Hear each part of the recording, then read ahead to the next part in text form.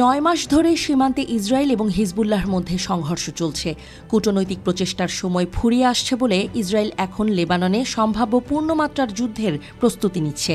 Hezbollah মধ্যপ্রাচ্যের সবচেয়ে শক্তিশালী অরাষ্ট্রীয় শক্তিতে পরিণত হয়েছে। এটি রকেট, ড্রোন এবং অন্যান্য অস্ত্রের জন্য ইরানের সমর্থন পেয়েছে। সম্প্রতি হিজবুল্লাহ নিজস্ব অস্ত্র উৎপাদন শুরু করেছে। হিজবুল্লাহর ক্ষমতার একটি উল্লেখযোগ্য দিক হল এর আকাশ প্রতিরক্ষা ব্যবস্থার দখল, যা মিলিশিয়াদের মধ্যে অস্বাভাবিক।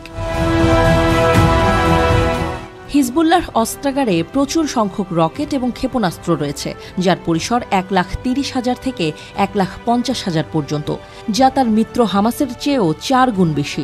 রকেট এবং ক্ষেপণাস্ত্র ছাড়াও হিজবুল্লাহ দাবি করে যে তাদের 1 লাখ সেনা রয়েছে।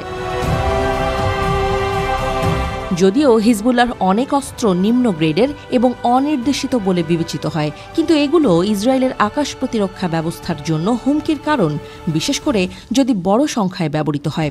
ইসরায়েলের জন্য সবচেয়ে বেশি উদ্বেগের বিষয় হল হিজবুল্লাহর নির্ভুল নির্দেশিত যুদ্ধাস্ত্র পিজিএম।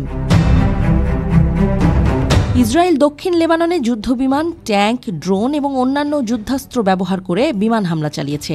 এই হামলার ফলে সীমান্তের উভয় দিকে হতাহতের ঘটনা ঘটেছে এবং উল্লেখযোগ্য ক্ষয়ক্ষতি হয়েছে।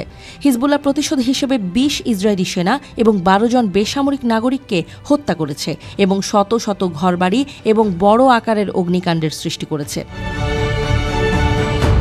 হিজবুল্লাহর রকেট এবং ক্ষেপণাস্ত্রের ব্যবহার পুরো সংঘাত জুড়েই বিকশিত হয়েছে। তারা সীমান্তের কাছে ইসরায়েলি সামরিক অবস্থানগুলোকে লক্ষ্য করে স্বল্প পাল্লার রকেট দিয়ে শুরু করে এবং তারপরে ইসরায়েলি ভূখণ্ডের গভীরে সামরিক ঘাঁটি এবং ব্যারাকগুলিকে লক্ষ্য করে বিস্তৃত হয়।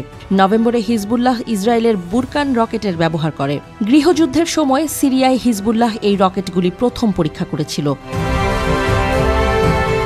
হিজবুল্লাহ কাতিউশা রকেটও ব্যবহার করে, যা মূলত সোভিয়েত ইউনিয়নের তৈরি করা। পরে ইরান এই রকেট তৈরি করা শুরু করে।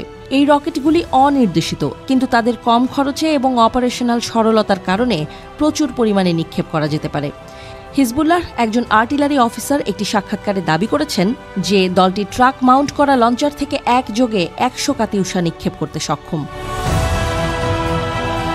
এই রকেটগুলি ছাড়াও হিজবুল্লাহর কাছে আরও অত্যাধুনিক অস্ত্র রয়েছে, যেমন ইরানের তৈরি রাদ রকেট। ইসরায়েলের জন্য সবচেয়ে উদ্বেগজনক দিকগুলির মধ্যে একটি হল হিজবুল্লাহর নির্দেশিত ব্যালিস্টিক ক্ষেপণাস্ত্র, যেমন ফাতেহ 110, যার পরিসীমা 185 মাইল পর্যন্ত। এই ক্ষেপণাস্ত্রগুলি সম্ভবত তেল আবিব এবং জেরুজালেমের মতো বড় ইসরায়েলি শহরগুলোকে লক্ষ্যবস্তু করতে পারে। হিজবুল্লাহর ড্রোন সক্ষমতাও সংঘাতের একটি উল্লেখযোগ্য কারণ। প্রতিরক্ষা সক্ষমতার পরিপ্রেক্ষিতে হিজবুল্লাহ অনেক বিশ্লেষককে বিস্মিত করেছে তার আকাশ প্রতিরক্ষা ব্যবস্থার দখলে। এর মধ্যে রয়েছে সারফেস টু এয়ার মিসাইল, যা ইসরায়েলি ড্রোন এবং ফাইটার জেটকে লক্ষ্য করে ব্যবহার করা হয়েছে। হিজবুল্লাহর ইসরায়েলি বিমান ভূপাতিত করার ক্ষমতা এই অঞ্চলে ইসরায়েলের ঐতিহ্যবাহী বিমান শ্রেষ্ঠত্বের জন্য একটি উল্লেখযোগ্য চ্যালেঞ্জ।